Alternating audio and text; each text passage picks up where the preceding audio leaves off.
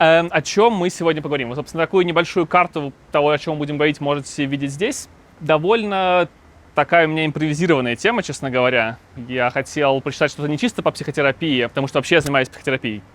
Да, но что-то такое больше в сторону, не знаю, социального, да, как-то общественного, политического, может быть. Потому что, все-таки immigration for action, да, как бы, поэтому попробуем какое-то немножко акционизма здесь показать. Давайте начнем просто с каких-то таких довольно базовых вещей. На самом деле психотерапевты говорят какие-то очень базовые вещи, да, и я надеюсь, что вам это не будет скучно.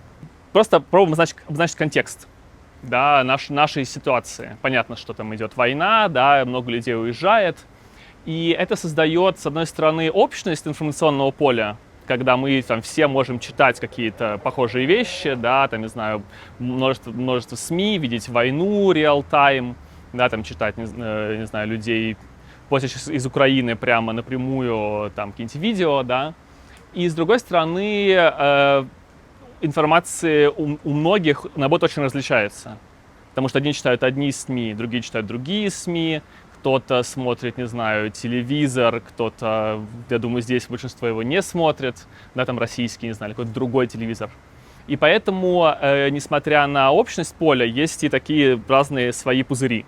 Да, нам просто будет это важно в контексте диалога, в контексте того, как можно будет взаимодействовать с разными людьми.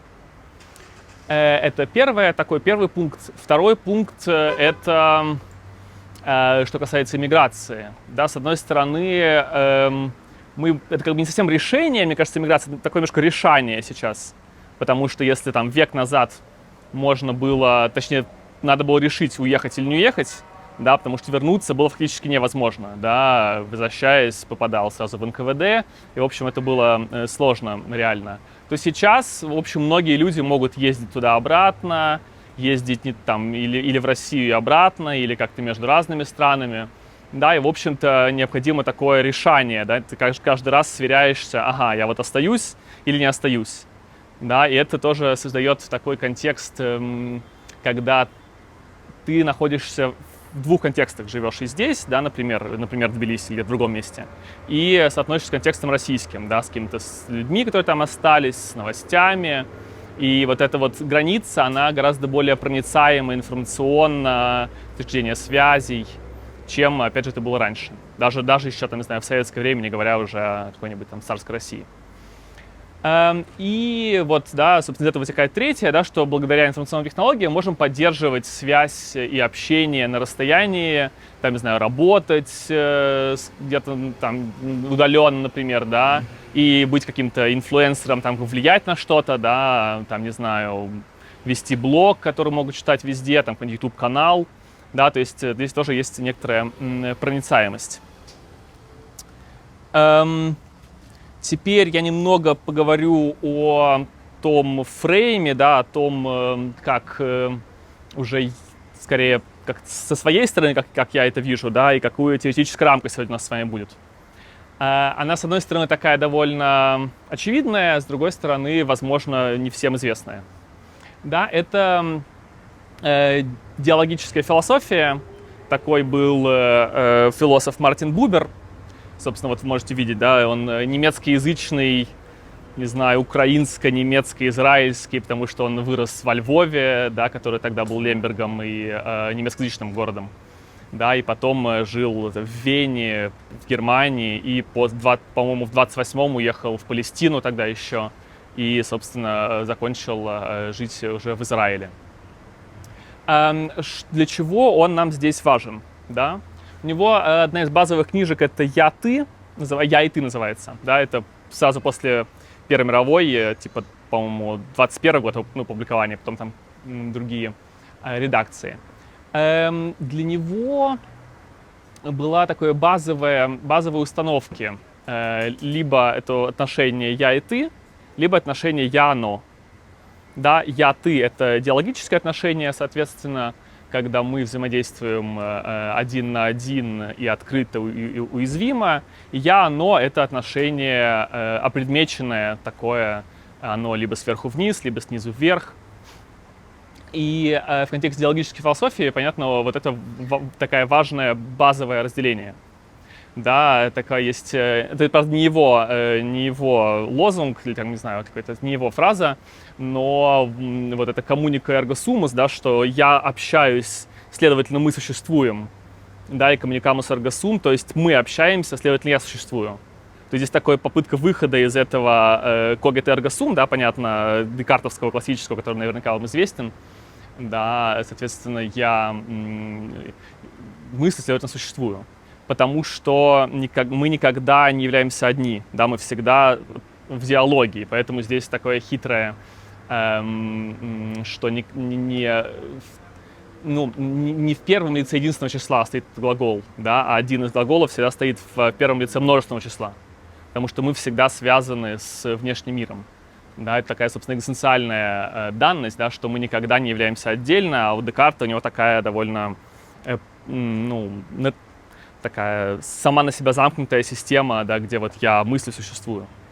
Да, диалогическая философия это по-другому немного мыслит.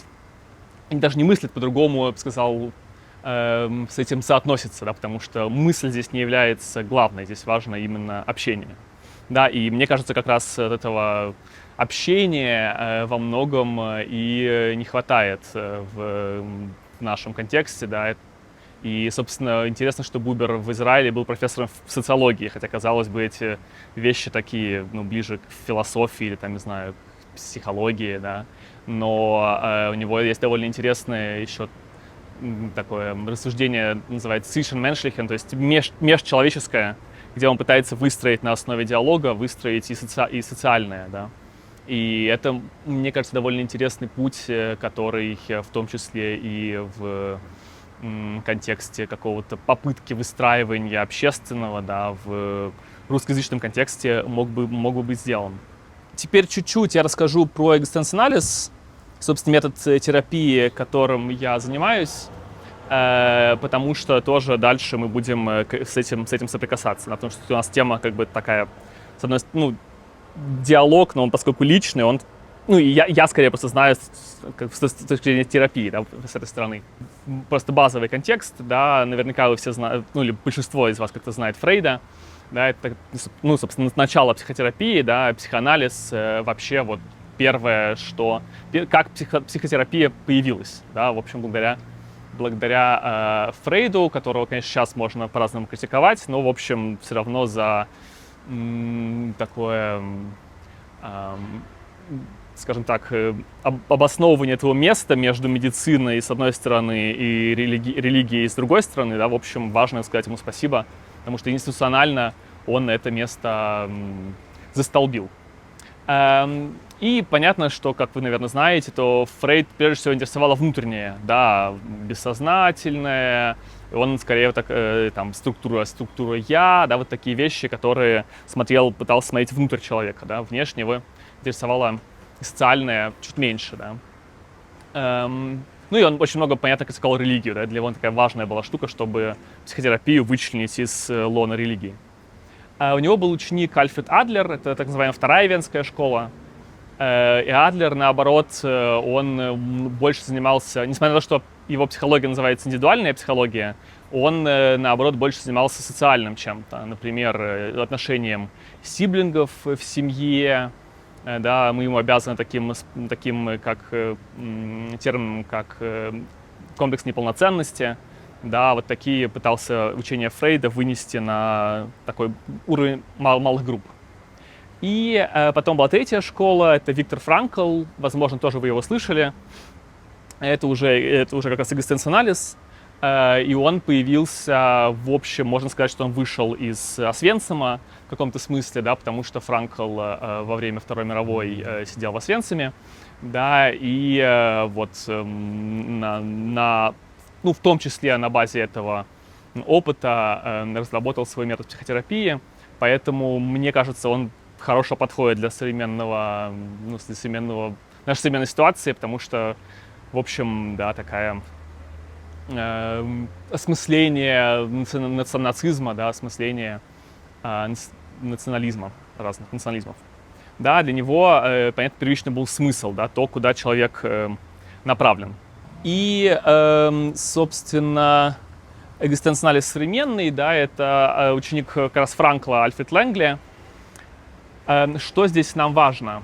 Что, во-первых, это психотерапия феноменологическая, то есть мы занимаемся не объяснением или интерпретацией, как психоанализ, например, не интерпретацией, как психоанализ, не объяснением, как, например, КПТ, да, когнитивно-поведенческая терапия, не системой, как системно-семейная, не нарративом, как нарративная, а именно пониманием, да, то есть тем пытаемся понять, как другой человек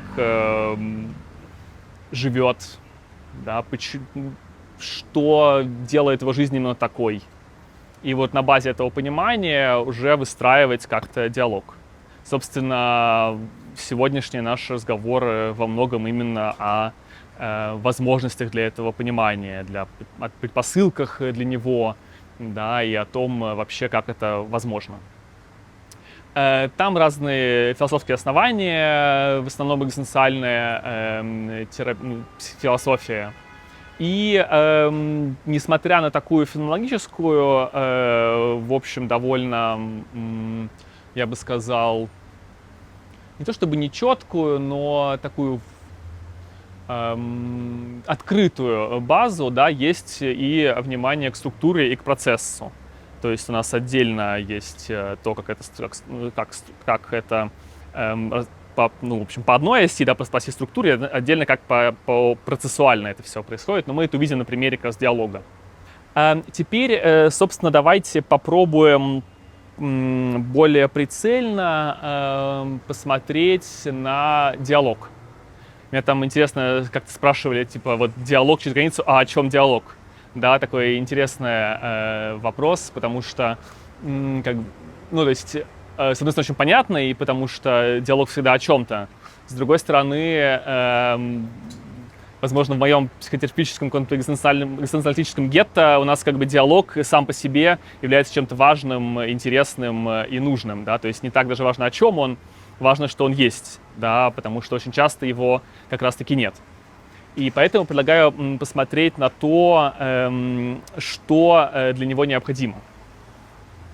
Для него, собственно, необходимо я и ты, да, и внимание. Вот эту картинку мы оставим, да, такую простую, но можно посмотреть на это с двух как бы сторон. Да, с одной стороны, со стороны процесса, как-то диалог может протекать, а с другой стороны, структуры, да, какие есть там структурные элементы. Если говорить о процессе, в общем, это довольно такая базовая, простая штука, но мне кажется важным ее напомнить, чтобы просто более как-то четко ее осознавать. Да? Во-первых, человек вообще должен быть доступен для разговора. Да, должен быть вот как бы здесь со мной.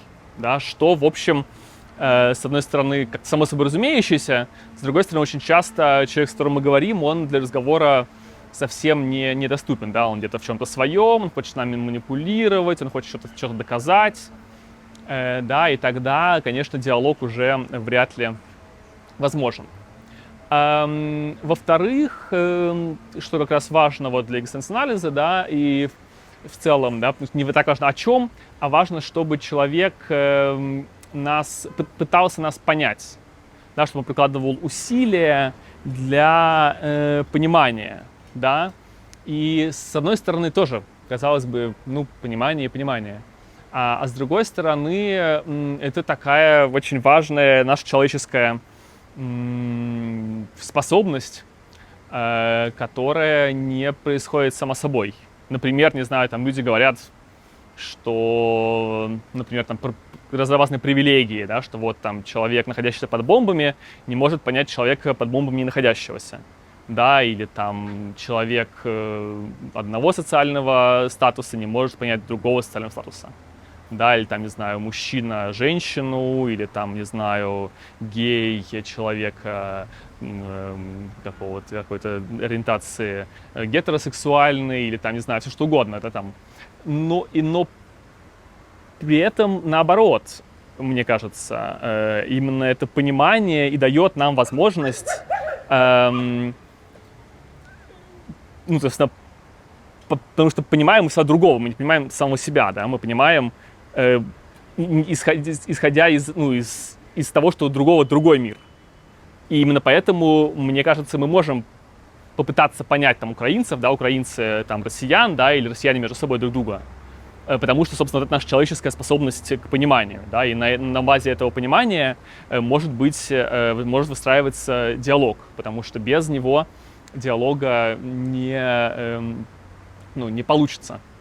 Да, если мы говорим, что там, не знаю, уехавшие не могут понять остающихся, то вот тут уже все, диалог здесь невозможен. Да, у нас разный опыт, безусловно, у нас у всех разный опыт, но при этом мы как-то можем друг друга понимать. Собственно, это просто, например, это часть доклада, который мы делали с украинской коллегой в Вене, и ничего, как-то мы пытались вот просто понять, какие могут быть предпосылки для диалога. Там это был май 2022. То есть, это совсем такое горячее. Понятно, сейчас тоже горячее, да, но такая стадия начальная. И все равно вот это понимание, оно, мне кажется, возможно. И потом на базе доступности разговора и понимания человек должен мочь отвечать. Да, он тоже не должен как-то скрывать то, что он хотел бы ответить. Да, то есть не сказать, окей, твои чувства важнее и твой ответ важнее, а все равно сказать, что ему хотелось бы сказать. Да, но важно, что это должно произойти на основании того, что он попытался, может быть, не понял, но пока не попытался понять. Да. Это такая процессуальная, да, от осознания к пониманию и к ответу. Можно посмотреть на диалог немножко с другой стороны, со стороны структуры. Да, здесь можно выделить 4 части. Во-первых, это что мы признаем существование другого. Да, например, там, не знаю, например, что там Украина отдельное государство, отдельный язык, да, что, к сожалению, не всегда все признают. Да, то есть мы говорим, что я — это я, ты — это ты, да, и мы с тобой, даже если мы с тобой разные, мы с тобой все равно можем общаться. Да, потому что, там, не знаю, и часто в таком псевдодиалоге, да, этого не происходит. Да, там, не знаю, родители могут не признавать, что ребенок — это отдельное другое существо, другой человек. Во-вторых, важно, чтобы у нас была ценность другого, что я признавал, что ты — это ценно, да, что что ты другой, это является ценностью. В-третьих, это не только, что ты — это ценно, а что ценно то, какая ты или какой ты. Да, то есть, что ты обладаешь своими там границами, какими-то своей спецификой, своим языком, да, что вот ты ценен и цена вот такая и такой, какая ты есть. И третье, чтобы у нас был смысл и контекст будущего, чтобы это все, да, вот это вот, собственно, эта картинка, да, такая простая, чтобы она еще была, как-то ехала вперед, да, ехала в будущее, да, потому что если мы говорим, что завтра, не знаю, будет атомная война и все это нафиг никому не нужно, то этого контекста будущего нет, и, в общем, тогда сам по себе диалог не обладает особо большим смыслом. Да, или мы, если говорим, что вот уехал из России, гори она огнем, да, не так важно, что там будет, то, в общем, тоже диалог здесь не очень, наверное, имеет для нас смысл, потому что без этого, это такая довольно сложная вещь, без этого мы не будем ее вести. Что нам может в этом диалоге мешать? Да, мне почему-то, то есть пришло, когда я думал об этом, скорее слово обесценивание, да, или может потому, что его довольно много как-то и в клиентской моей практике, и среди какого-то общения, да, что люди, пересекая границу или решая ее не пересекать, да, они как-то в той или иной степени обесценивают либо то, что происходит по ту сторону, либо то, что происходит по эту сторону, да. Поэтому, мне кажется, важным как-то попробовать об этом поговорить, потому что это то, что диалог препятствует. И на самом деле очень понятное это обесценивание, потому что это такая защитная реакция, которая позволяет с болью справиться. Да, например, там, не знаю, у меня какие-то друзья там уехали, да, я говорю, как бы, ну и черт с ними, как бы вообще они никогда были мне не друзья, как бы вот и пускай они там в своем Тбилиси пропадают. Или же наоборот, там кто-то остался, там, не знаю, в Москве, в Петербурге или в Твери, или в Краснодарске, в Красноярске, например, да, как бы я говорю, как бы, что вот все, кто остался, как бы вообще-то Мордор, как бы, да, абсолютно какая-то бессмысленная жизнь, они, соответственно, вообще ничего не понимают в жизни. И это, да, это обесценивание, оно кажется, что помогает мне, в общем-то, все равно с болью какого-то разрыва, потому что либо если я уехал, либо если я остался, все равно что-то, ну, с чем-то я разорвал, да, связи. Ну и вообще просто после там февраля 24-го немножко другая получилась страна, да, как бы, которая тоже разрывает связи с тем, что было раньше, ну и пытается разрывать связи. И поэтому такая одна из реакций защитных, которая включается здесь.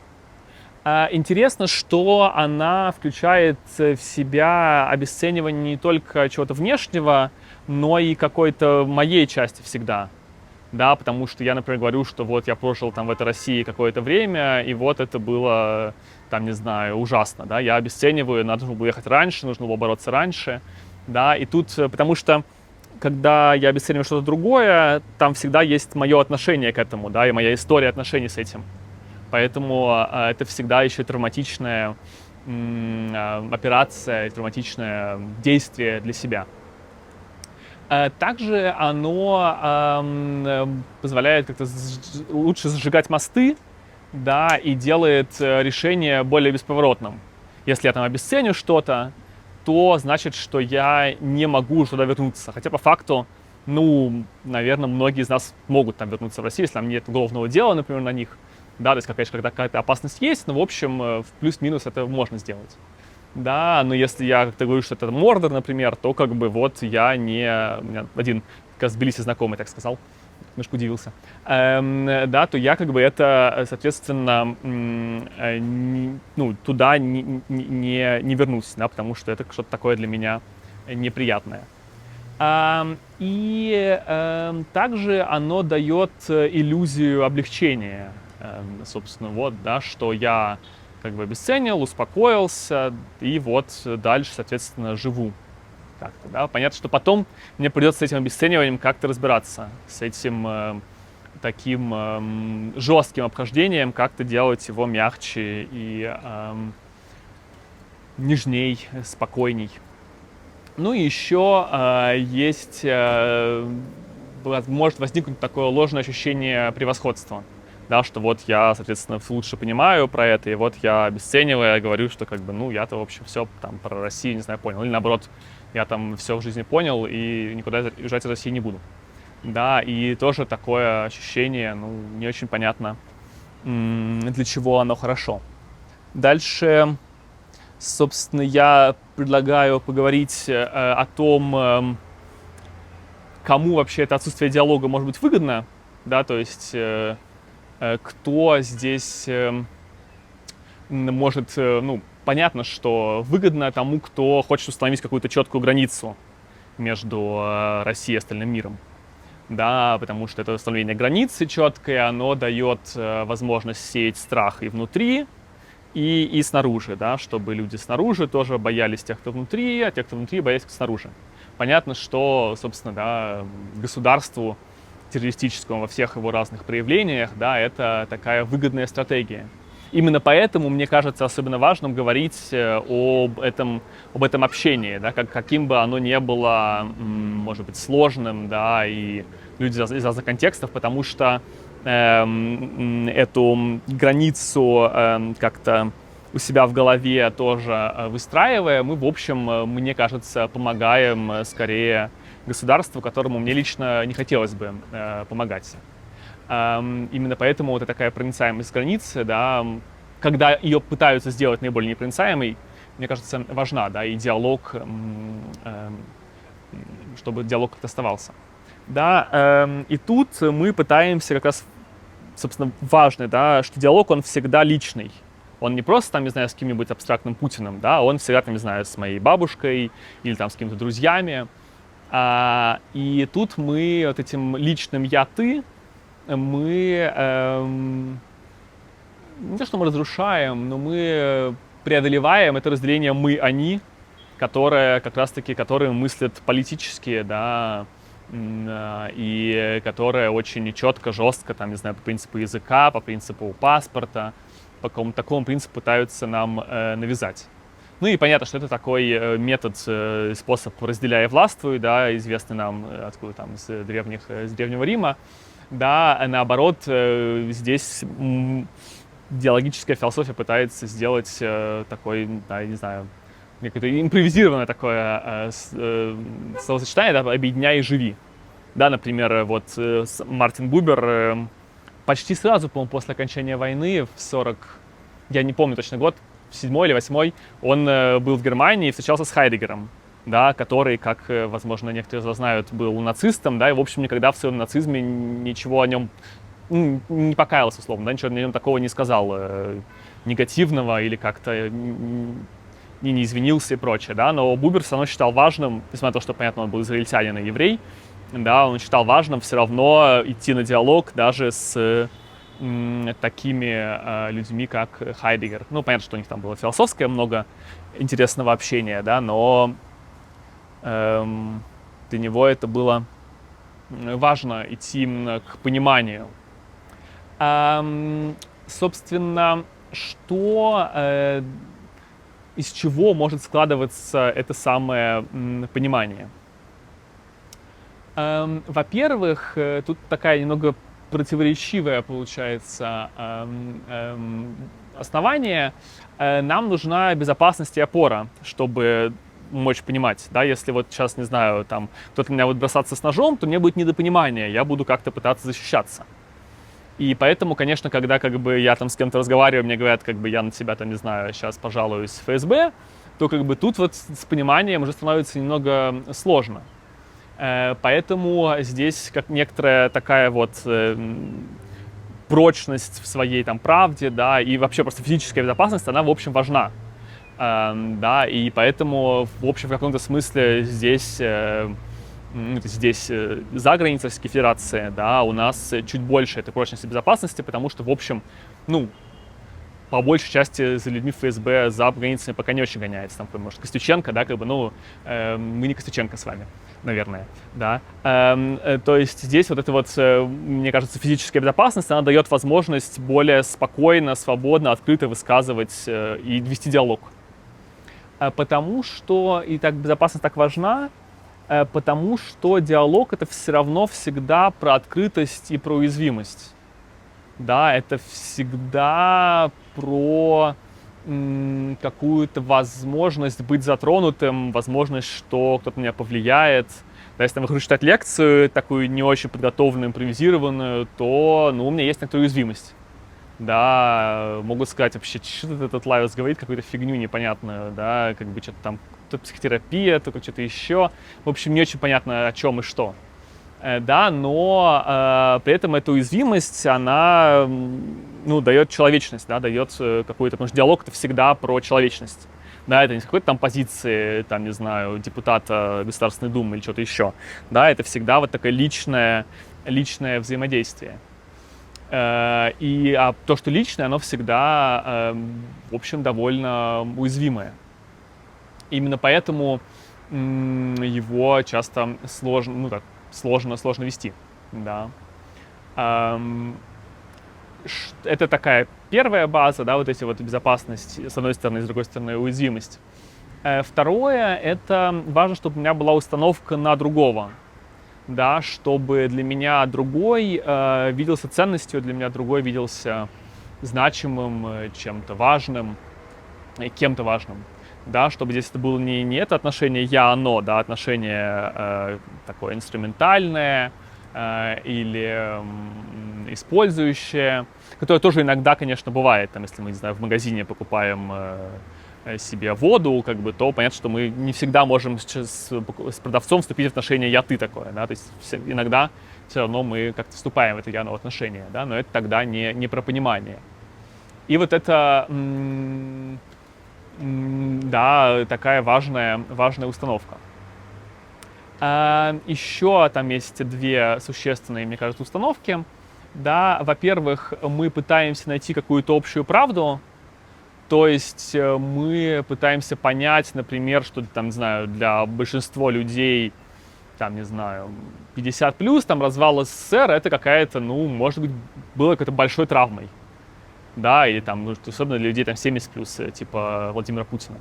Да, и мы, это может как бы для нас СССР, как бы, ну, для большинства из нас, да, СССР был как давно, и мы не очень даже знаем, что там было, и как бы, то есть только по рассказам, по большей части. Но мы пытаемся вот как бы здесь понять правду этих людей, для которых развал СССР это была какая-то, ну, трагедия своего рода, да, какое-то принципиальное изменение в жизни. Да, и если мы пытаемся это понять, тогда мы обогащаем картину друг друга, да, потому что мы говорим, как бы, ну, например, мы говорим от себя, что, ну, как бы, развалился, и слава богу, как бы вообще ничего хорошего в нем не было, да, и вот сейчас гораздо лучше.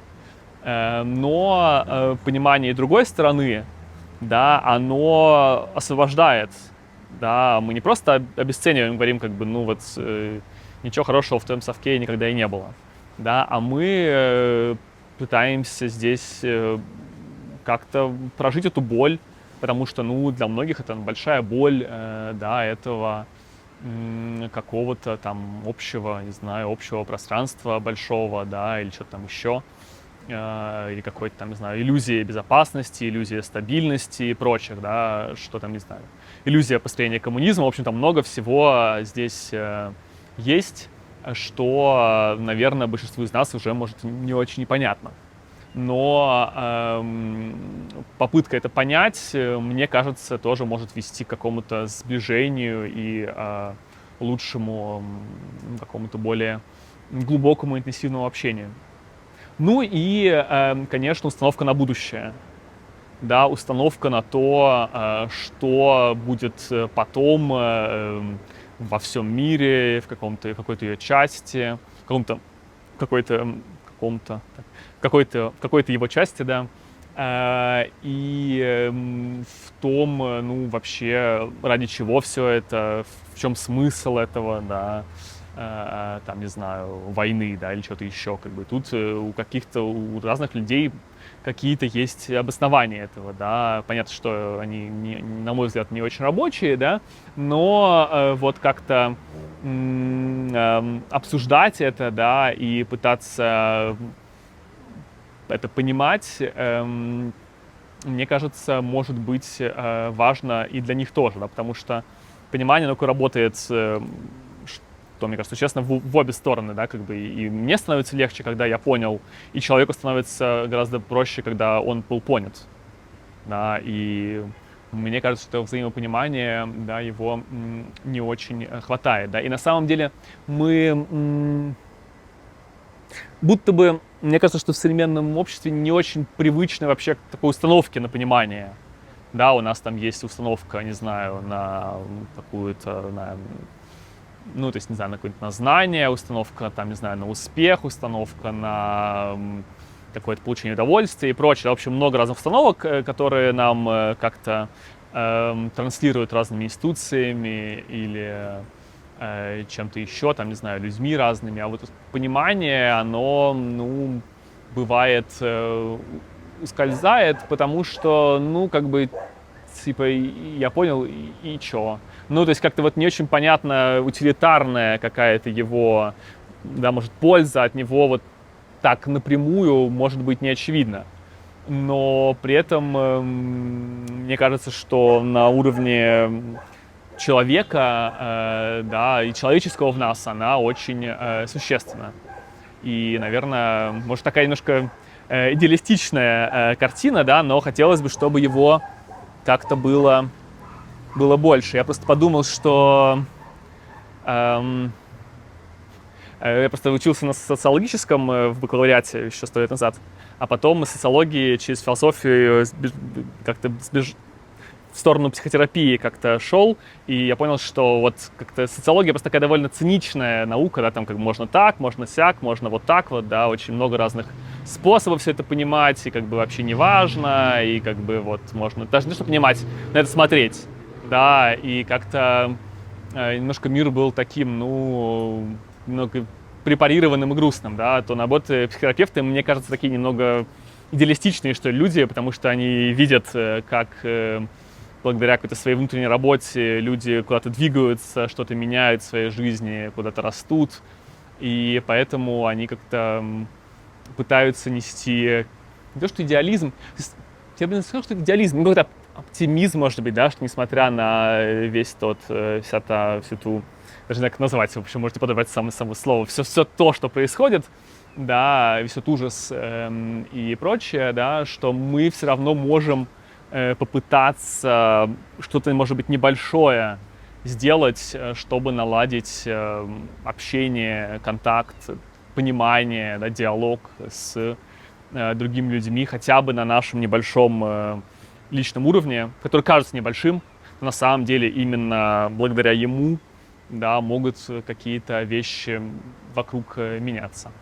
Потому что все равно диалог между там странами и обществами строится благодаря диалогу между отдельно взятыми людьми. Наверное, на этом я хотел бы закончить и, собственно, посвятить время диалогу, да, общению, потому что как-то долго продолжать в таком уровне лекции мне бы не хотелось, да, мне хотелось бы как-то, чтобы это было что-то такое более живое, и, может, у вас есть какие-то комментарии, вопросы, просто что-то, желание сказать. Вот, спасибо вам большое за внимание. Вам известны какие-то практики, где проводилась бы какая-нибудь, например, семейная психотерапия, ну вот, условно говоря, уехавшие, оставшиеся, за, против, не обязательно из вот этого конфликта, может быть, другие страны, похожие ситуации, да, то есть есть ли у психотерапии в широком смысле какое-то знание о том, как это делать? Ну, семейная терапия, вот у меня сегодня как раз была сессия с парой. Да, не то чтобы это были уехавшие, оставшиеся, ну, то есть это были просто вообще люди из разных контекстов. Типа мама-дети. Мама-дети. Ну вот мама-дети, в экзистенц-анализе мы скорее не очень работаем, да. То есть это скорее как такая, ну, немного сложная история, потому что там не равные отношения, да. Это скорее системная и семейная. Системная и семейная просто на диалог не заточена. У нее там другие свои цели, да, там скорее про систему именно. Поэтому здесь вот мама-дети, скорее, я не знаю такого опыта, но с парами вполне. Вот да. Где именно такая проблема, да. У меня вот есть, например, знакомая пара, он дает деньги на российскую армию, а она ходит на митинги антивоенные. И они почему-то все еще вместе, потому что они вместе со 2 класса, это просто слишком сложно размотать. То есть со стороны кажется, блин, ну здесь уже должна пролезть черта, да, но понятно, что там много всего. И как бы вот такие пары существуют, да, и где не было вроде как таких, ну, может быть, они и были какие-то проблемы, да, но не было повода сесть поговорить, что развод или не развод, а тут вот такая вот, кажется, ну, мне со стороны кажется, что это невозможно какая-то. Не, ну в парах мы все в той или иной степени разные. Ну, я бы ушла, да, в какой-то момент, но понятно, что другие люди идут, не знаю, к батюшке или к психологу, да, и вот если опыт накопленный именно вот таких вот, не про то, что типа хочу детей, не хочу детей, а вот именно политический такой. Ну вот я лично не работал с такими, как бы вот именно парами, лично я не работал. коллеги, наверное, работали. Интересно было бы как-то что-то пробовать написать об этом или вообще расспрашивать о том, что там как бы происходит. Но, ну, например, там клиенты у меня есть разные позиции, как бы, да, и бывают очень, потому что, опять же, ну, как бы с клиентами, ну, как бы тема не политическая, да, у тебя тема их жизнь, да, и они могут в том числе говорить, там, не знаю, я доначу там ЛНР, например, да, как бы, ну, и ты как-то с этим, ну, пытаешься. А вы взяли кого-то из сильно противоположных? Ну, у меня есть вполне такие, да, то есть я не вижу в этом проблем. Именно для работы, как бы, вот такой психологической, потому что, как бы, ну, политическая какая-то, ну, позиция, она, ну, то есть я не имею права навязывать, например, да, это неэтично просто. И, как бы, я вполне работаю, ну, с разными. То есть там, ну, наверное, с тем, кто там совсем уж такой... Не, ну, разные бывают разные. Как бы, Ну, люди. приходит к вам человек и говорит, я поддерживаю Ага. значит, войну, не сплю ночами, меня бесит пятая колонна, я хочу пойти их всех поубивать. И как бы вы же тоже человек, да? Как вы сидите, отстраняетесь от этого? Нет, ну я спрашиваю, а почему вас так это бесит, что вам как бы не дает покоя? Почему для вас это проблема, это пятая колонна? Ну, как бы. То есть... То есть окей, отстраняться получается. Не то, что я отстраняюсь, я просто понимаю, что этот час, как бы, ну я не пятая колонна, я просто психотерапевт, который как бы как-то вот пытается человеку помочь здесь и сейчас. Да, и ну... Другой вопрос, как бы, ну, то есть здесь, конечно, встают этические вопросы разные. Хорошо ли помогать тому, кто хочет там убить, кого-то убивать? Ну, в целом нет, и никакая психотерапия не будет помогать, если тебя кто-то бесит, пойди его убей. Да, она будет как бы пытаться понимать, а почему человек хочет кого-то убить. Но чисто политически я лично не вижу здесь проблем. И у многих, ну, то есть, особенно, понятно, что всегда это была же история, понятно, политическая, да, какие-то разногласия. Сейчас она, понятно, что во время войны она более острая. Сейчас мы все в травме находимся. Да, я понимаю, во время войны она более острая, безусловно. Но у меня, ну, то есть, у меня, опять же, лично не очень много прям, ну, то есть, скорее больше пятой колонны, чем не пятой, да, я не знаю, какие там 4 предыдущих, я не знаю, какие там колонны еще бывают, да. Но у коллег, допустим, у меня часто бывает, что много очень, очень разных людей. Вот. И как-то, ну, работают, и ничего. Ну, то есть такого, чтобы прям был какой-то корпус знаний, гайдлайнов, как фасилитировать такой диалог, такого нет. Ну, здесь, да, прям вот как его, ну, то есть, в общем-то, с одной стороны, это очень просто помочь людям, как бы, говорить, а с другой стороны, очень сложно. Да, и здесь, как бы, какие-то, мне кажется, гайдлайны не очень будут работать. Да, собственно, вот таких базовых каких-то вещей, которые, может, я сегодня пытался как-то обозначить, да, они не очень будут работать. Все равно это какая-то личная история для каждого. Ну, такой Карл Роджерс, гуманистический психолог, очень под конец жизни пытался сделать эту психотерапию для политиков. Да, там ездил, по-моему, он в Африку ездил, куда-то еще ездил, в такие горячие точки, пытался там наладить какое-то политическое такое измерение.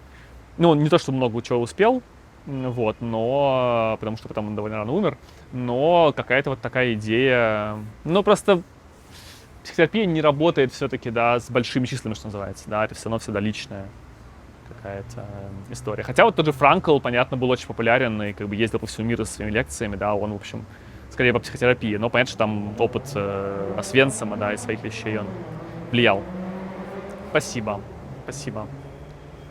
Есть какие-то еще комментарии, мнения, реплики? Можно. Эрик Фром. Да.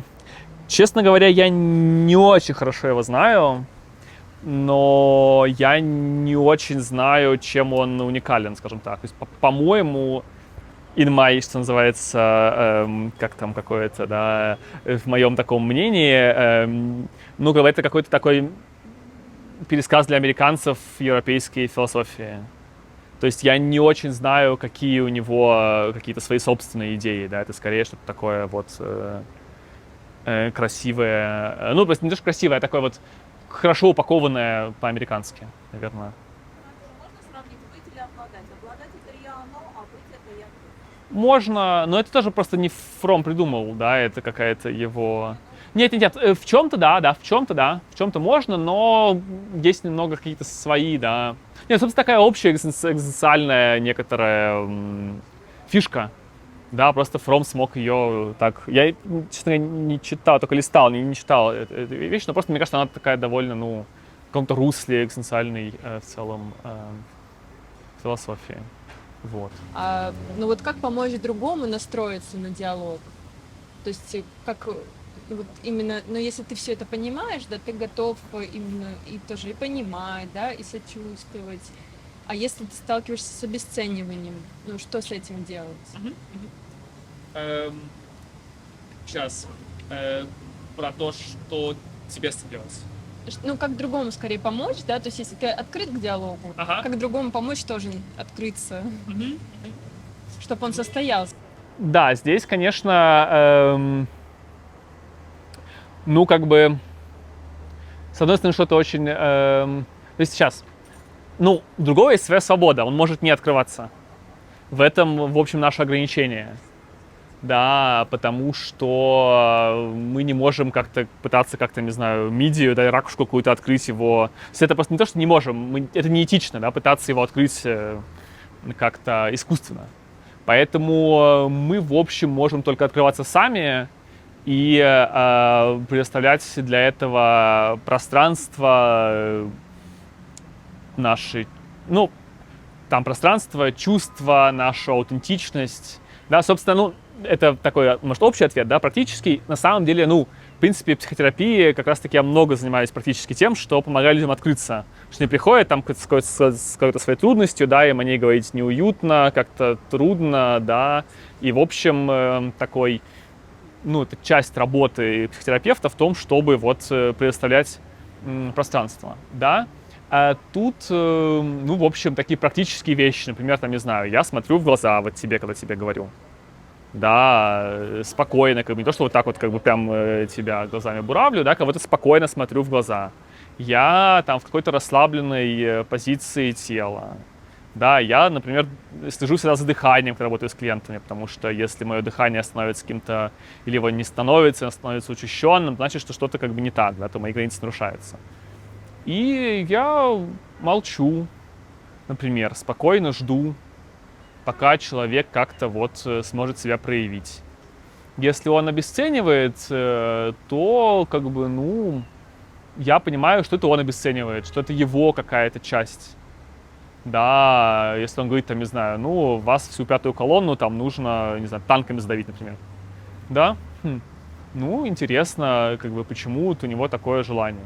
Понятно, что с клиентами чуть проще, потому что как бы ты немножко дальше. Когда там это, не знаю, мама тебе говорит, там, или, не знаю, там, бабушка, или там, не знаю, дядя Вася, то это как бы, ну, сложнее.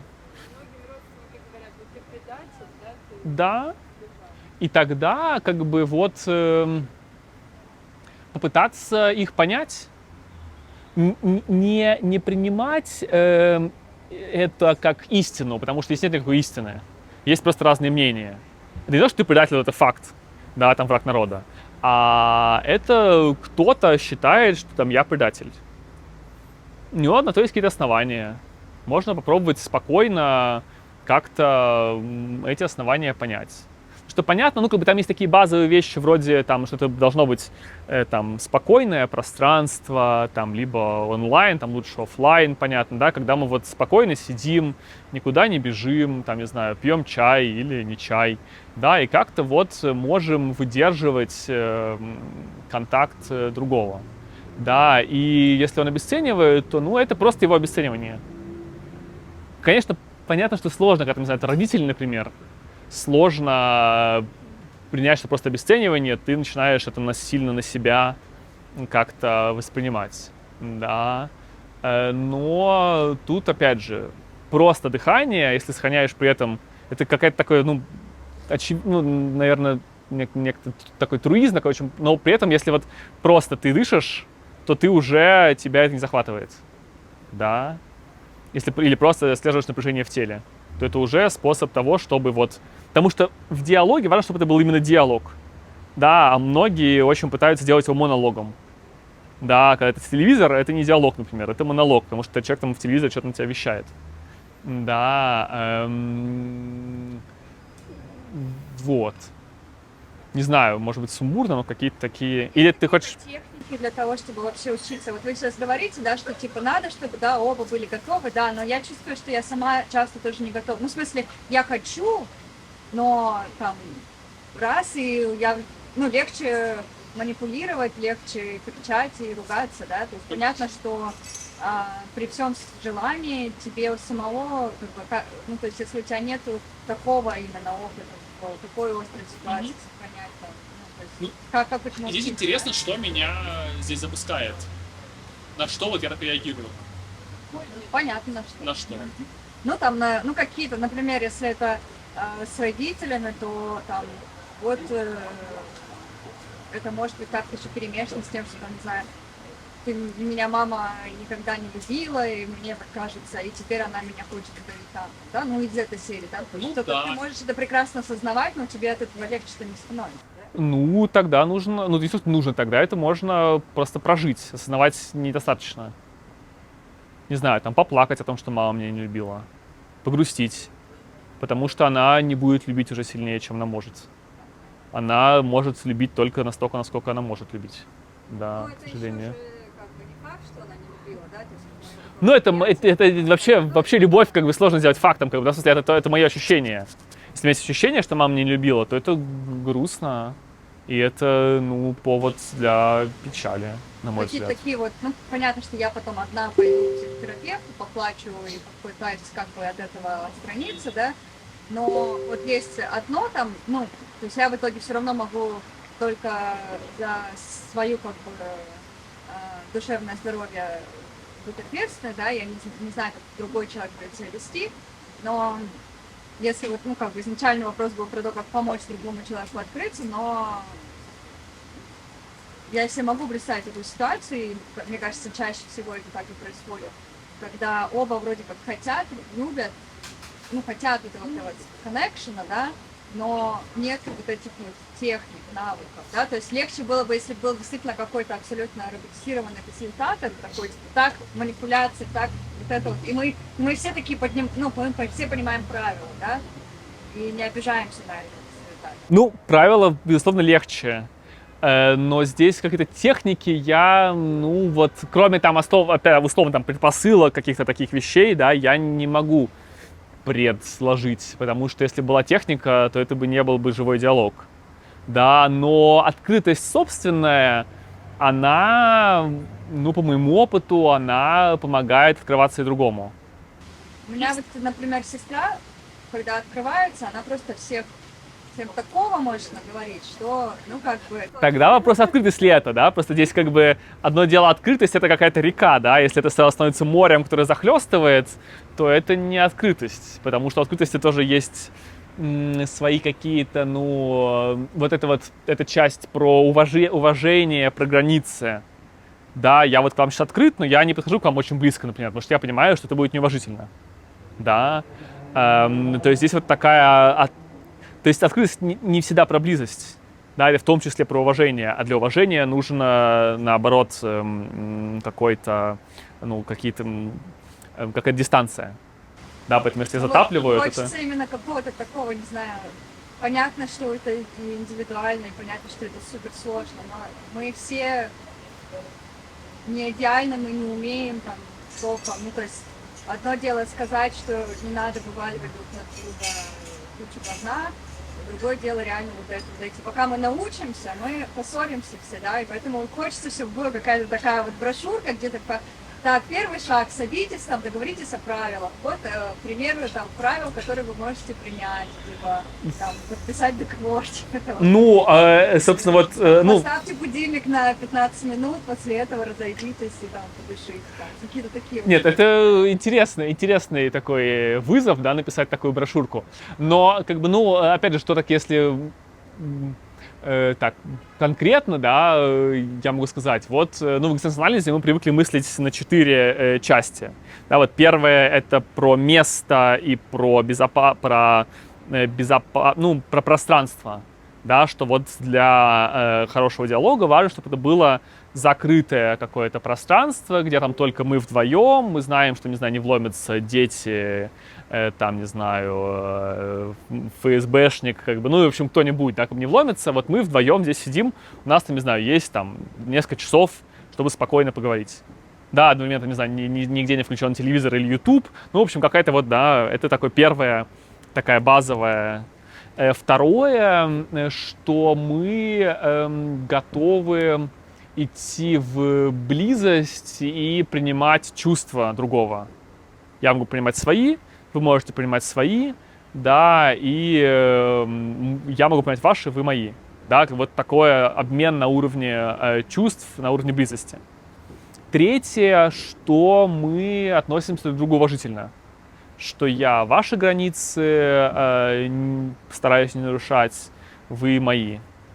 Да, и четвертое, что мы видим смысл вот в этом во всем нашем взаимодействии, да, мы как-то это включаем в контекст нашей жизни в будущее. Да, вот так, если такую, может, не брошюрку, а какую-то структуру, да, там, конечно, внутри как бы каждого еще можно как-то ее раскрасить. Вот, но мне пока не помогает как-то вот мыслить таким способом. Спасибо.